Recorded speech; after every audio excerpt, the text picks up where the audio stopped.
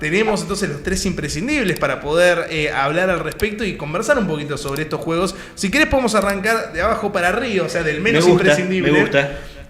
Vamos a ir primero entonces con Portal y Portal 2. ¿Qué opinamos de estos juegos? Sí, yo los puse juntos. ¿Y por qué los puse juntos? Porque la verdad que juntos funcionan bárbaro. Portal, yo sé que también estuvo para Xbox y sé que también estuvo para PC, donde es un clásico absoluto. Pero Portal me parece que es como uno de los juegos clave de esa época. ¿Por qué? Porque atrajo un montón de gente que no había visto un videojuego en su vida, que no le interesaba en lo más mínimo, y de repente con Portal 1, que tiene esta estética de 2001 Odisea en el espacio, ese misterio, esa cosa de, ok, es muy divertida la mecánica, pero también es muy raro cómo me habla esta computadora, y hizo algo que es especial, es uno de los primeros juegos en generar un momento cultural, lo vamos a llamar.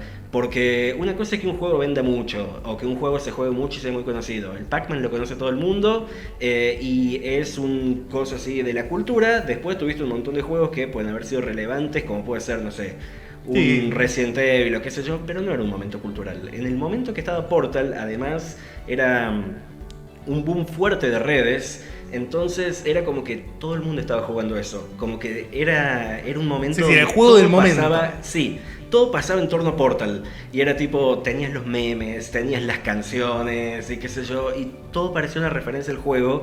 Y además me parece importantísimo que es uno de los primeros juegos en atraer una masa crítica significativa de mujeres a la industria que por ahí pensaban... Los juegos son un montón de chabones musculosos tirándose tiros, no hay lugar acá para mí.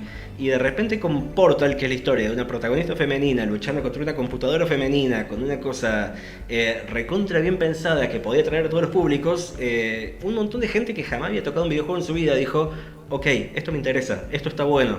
Y eso siguió para adelante. Y aparte, bueno, Portal, para quien no tenga idea, es un videojuego que vos tenés un arma que crea portales, ¿no? Y con eso se van desarrollando distintos desafíos, distintos acertijos. El primer Portal, si no me equivoco, sí, es un juego que salió en el 2007. Y es un año muy particular porque en esta generación de la PlayStation 3 se ve un avance significativo en mecánicas, visuales y demás, que capaz que al día de hoy no se avanzó tantísimo, digamos, desde ese momento para hoy. ¿Vos sentís que esto es así? Y a mí me parece que los juegos de Play 3, al haber sido la primera generación donde se vio mayormente por alta definición, en vez de por cable SD como tenía la Play 2, que se enchufaba el cable amarillo, el coso amarillo del televisor y bla. Tecnología arcaica, claro, para jóvenes arcaica. De hoy. Para los jóvenes de hoy no tienen ni idea de lo que hablo. Son los primeros juegos que vos legítimamente los ves hoy y decís, che, esto más allá de la falta de polígonos o qué sé yo, se ve bien. O sea, se ve como un juego que lo podrías adaptar a tecnologías de hoy y seguiría funcionando. Portal tiene un poco eso, es como que todavía sigue siendo lindo. ¿Por qué no hay un Portal 3 todavía? Y eso es porque Valve le tiene alergia al número 3. Seguimos esperando Half-Life 3, seguimos esperando Half-Life Episode 3 o como sea que se va a llamar. Y Dota 3, la compañía tiene una alergia al 3, o tiene alergia a la plata, no sé qué es. Pero yo sé que en el momento que hubiera un Portal 3 se vendería como loco. El tema es que creo que la historia cerró muy bien en Portal 2 y a mí me parece que está muy completa esa historia, punto de cierre.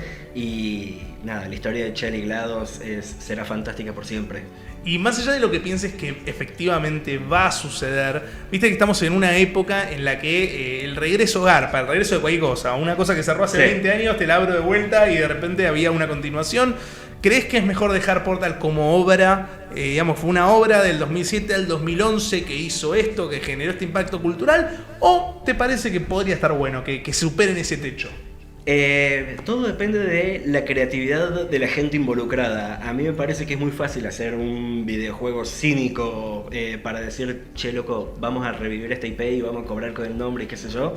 Pero me parece que es mucho más noble tener una cosa de artista y además que puede ser comercialmente exitoso, que dice, bueno, tengo algo que contar. A ver, es como hablar de Hideo Kojima con su Death Stranding 2. La verdad es que la historia cerraba bárbaro en Death Stranding 1, no hacía falta un Death Stranding 2. Pero al tipo se le ocurrió una historia fantástica, entonces bienvenido sea. Siempre que haya creatividad, entonces bancamos acá.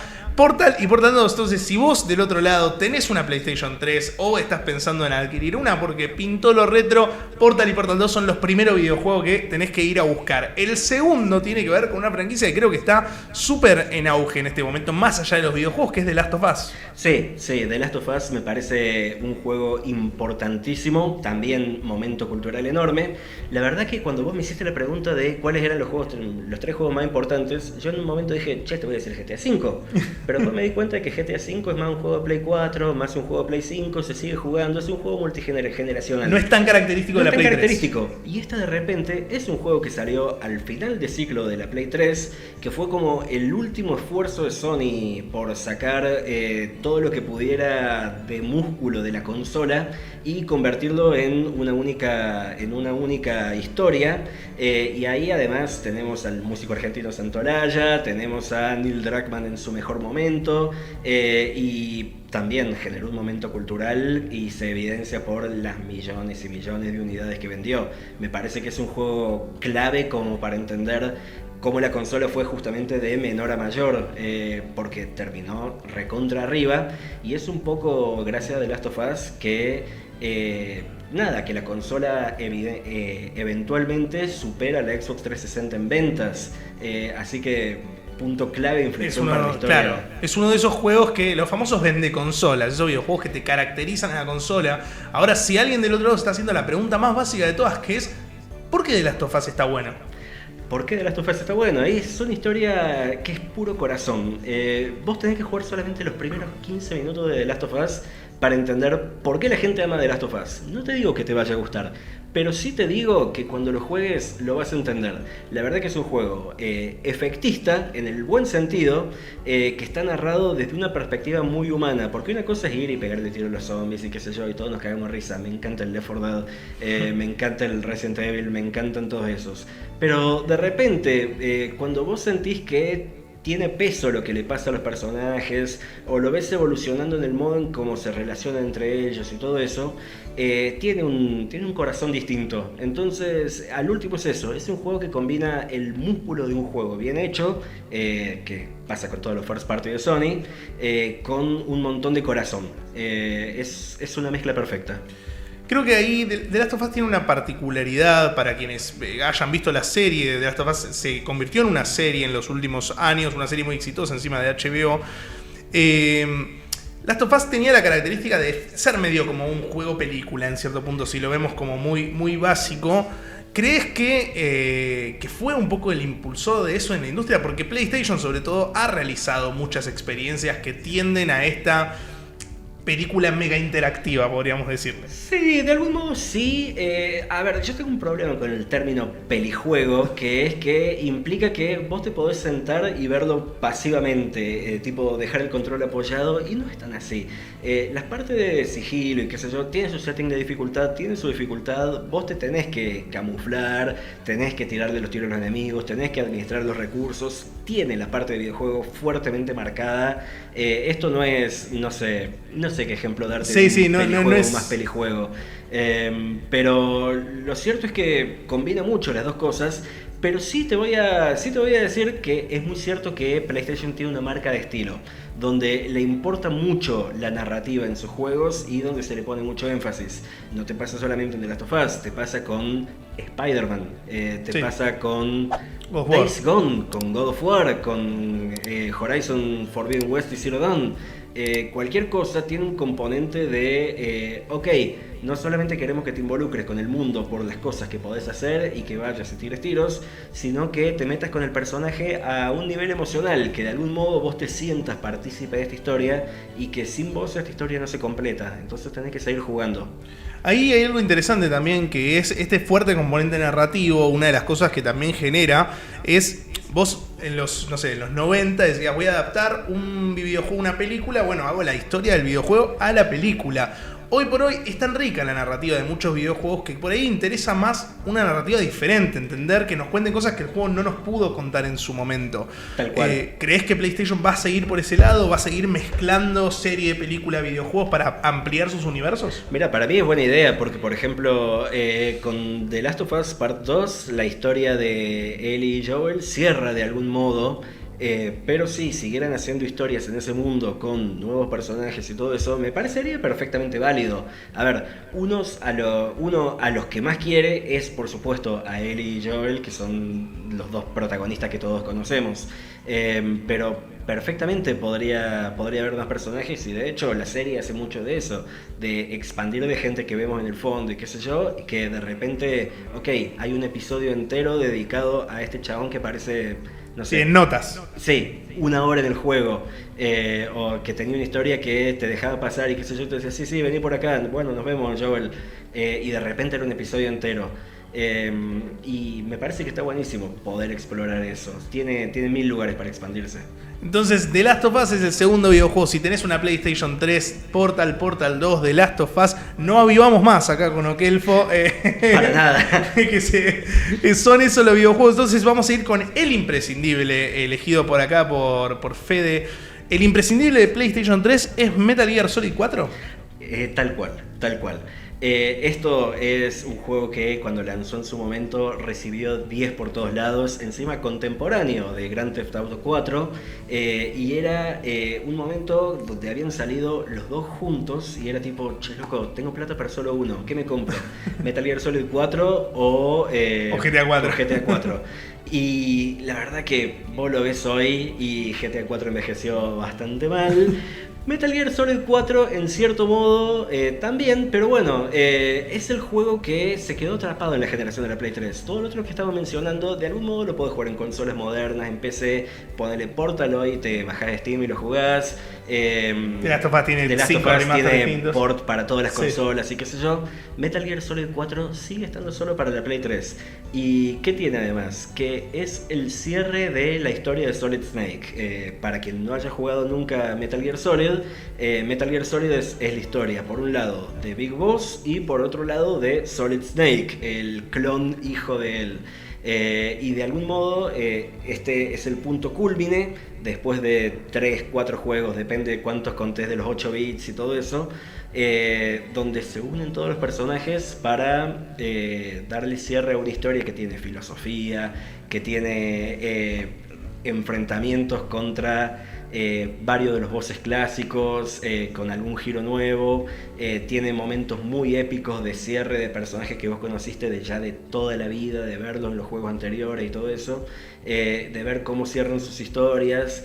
Y no todos los personajes tienen final feliz, no todos los personajes tienen final malo, pero es una historia que está narrada con mucho sentimiento, como siempre hace el gran genio Hideo Kojima. Y es muy satisfactorio como cierran, es muy satisfactorio ante todo. De repente personajes que vos veías que no te gustaban, ahora te maravillaban, como pasaba con el caso de Raiden, que fue muy criticado en Metal Gear Solid 2. Acá aparecía y era tremendo Chad con una katana que andaba destruyendo robots y vos decías, ¿por qué no puedo tener un juego con él?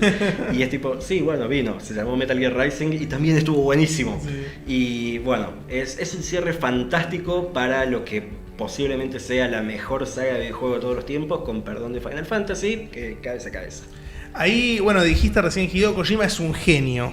Creo que es una frase que muchos argentinos deben haber escuchado, sobre todo porque también es una persona que ha metido como varios guiños con el país, ¿no? Te sube una foto de Mariana Enrique, te sube una foto del Eternauta, te sube un vinilo de Soda Stereo. Hoy mismo. Sí, está como muy relacionado. Entonces, para la gente que escuchó esta frase y que escucha, no, Hideo Kojima es un maestro, es un genio, ¿por qué es un genio? Bueno, el tipo, para empezar, es un artista, es comercialmente exitoso, cuida la plata, le gusta la plata, está todo bien, pero el tipo es eternamente punk, no compromete nada y tiene una visión y los fans lo siguen por esta visión que tiene él. El tipo hace juegos que tienen un componente fuertemente narrativo, pero también se las arregla para combinar videojuegos en historias de una forma que no se podría narrar en ningún otro formato. La marca de estilo del chabón es que si yo te contara en una película o si yo te contara en una novela los mismos hechos que transcurren en los videojuegos de él, vos no lo sentirías del mismo modo. ¿Por qué? Porque en el momento que vos tenés el joystick en la mano y tomás la decisión de hacer las cosas que hacen los personajes, es tipo, che loco, esto me pega fuertísimo. Y eso es como la marca de estilo. Y después, bueno, hay un montón de cosas estéticas y qué sé yo, que es como decirte, el cariño que le tenemos a algunos gamers es como si te digo el Tarantino de los videojuegos. Sí. Es un capo, todo lo que hace lo hace bien. No, y aparte también, bueno, hay algo ahí con lo decís vos bien, ¿no? Que la identificación del formato, ¿no? Esta suerte de genios que conocemos, que entienden tan bien el lenguaje con el que están hablando, que saben transmitir cosas. Tarantino en el cine, Alan Moore en los cómics, claro. Kojima en videojuegos.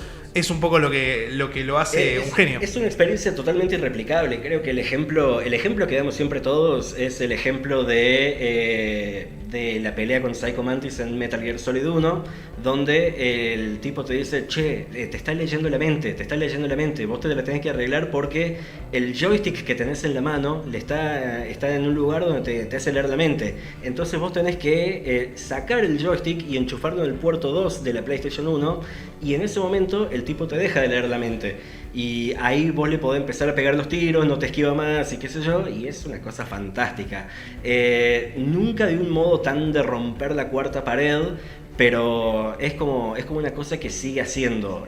Cuando vos, por ejemplo, cuando el tipo aprovecha la tecnología de la PlayStation 5 para que en Death Stranding vos sientas cómo vas arrastrando los pies y todo eso, o lo difícil que es avanzar. Hay una secuencia en Metal Gear Solid 4 donde te estás cocinando en un horno de microondas y vos tenés que pulsar X para avanzar, y estás dándole a la X como un psicótico y está Snake arrastrándose, y vos sentís que te duele la mano, y vos sentís que te duele tanto como el personaje que se está arrastrando, capaz un poquito menos, pero bueno, en el momento vos te metés mucho en la historia, te metés de un modo que no te podrías meter en una película, novela o lo que sea. Es lenguaje exclusivamente de videojuegos, y es videojuego al servicio de contar una historia con emoción. Entonces eso es lo que hacen los genios. Tenés que cerrar el estadio. Tenés que cerrar el estadio. Entonces, imprescindible de PlayStation 3, tenemos Portal 2, The Last of Us y Metal Gear Solid 4 Guns of the Patriot. Son los tres imprescindibles. Pero si alguien está en el local en este momento, así con el teléfono escuchando el programa, y dice, che, Okelfo me está diciendo este y este, ¿cuál es el videojuego favorito, la mención especial, el videojuego que Okelfo te recomienda personalmente? Uncharted 2. Uncharted 2, muchachos. Yo sé que el juego más conocido de Naughty Dog es The Last of Us y todo eso, pero lo cierto es que Uncharted 2 es una magia absoluta. Desde el momento que vos lo prendés, vos te das cuenta de que estás jugando algo especial. ¿Vos te acordás cómo arranca? En el momento que vos prendés el videojuego, Nate se está recuperando de un palizón que le dieron, y cuando vos te das cuenta, el tipo está colgado de un barandal, de un tren que se está cayendo, un precipicio, y vos inmediatamente te tenés que mover o te caes junto con el tren. Y es tipo, loco, es demasiado. ¿Qué está pasando? Es demasiado todo junto. Y cuando vos empezás a jugar y te dicen, quizás sea buena idea que te cuente cómo llegaste acá y todo eso, vos te das cuenta que el juego empezó arriba y siguió arriba, y las cosas que pasan, vos pensás que venías de la Play 2 y qué sé yo, donde lo mejor que viste fue ponerle Shadow of the Colossus, sí. Shadow of the Colossus. Juego así que vos decís, bueno, tipo, todo esto muy lindo y qué sé yo. Ahí de repente le sacaba un músculo la tecnología. Vos decías, loco, esta historia jamás hubiera sido posible con la tecnología previa. Es increíble lo que tengo enfrente mío y lo que estoy viendo. Y el juego, nada, se controla divertidísimo. Podés saltar, podés colgarte, podés tirar tiros, tirar granadas. Los combates son espectaculares y realmente se siente como que estuvieras viendo una película de acción. Es muy, muy divertido. Entonces con Uncharted 2 como mención especial y los imprescindibles de PlayStation 3, te agradezco por haber estado hoy acá.